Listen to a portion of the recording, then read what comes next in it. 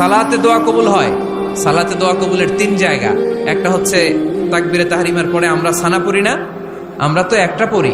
আল্লাহর হাবিব সুন্নাহ এবং নফল নামাজে আরো পড়তেন সানা, ওই দোয়া কবুল হয়। দুই নম্বর জায়গা সালাতে সেজদায় পড়ে দোয়া করলে কবুল হয়। আকরাবু মা ইয়াকুনুল আবদু মির রাব্বিহি ওয়া হুয়া সাজিদ ফাকসিরু ফীহি দুআ। বান্দা যখন সেজদায় লুটিয়ে পড়ে, বান্দা আল্লাহর সবচেয়ে কাছে চলে যায়। তা কিন্তু বিশ্বনবী বলে, সেজদাটা তোমার রবের কুদরতি পায়ের উপরে পড়েছে। সেজদায় পড়ে দোয়া করেন।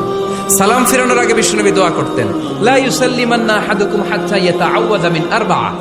আল্লাহর হাবিব বললেন, চার জিনিস থেকে পানাহ না আছে আমার কোন উম্মত যেন সালাম না ফিরায়। তারা যেন পড়ে, আল্লাহুম্মা ইন্নী আউযু বিকা মিন আযাবিল কবর, আউযু বিকা মিন আযাবি জাহান্নাম, আউযু বিকা মিন ফিতনাতিল মাহইয়া ওয়াল মামাত, আউযু বিকা মিন ফিতনাতিল মাসিহিদ দাজ্জাল।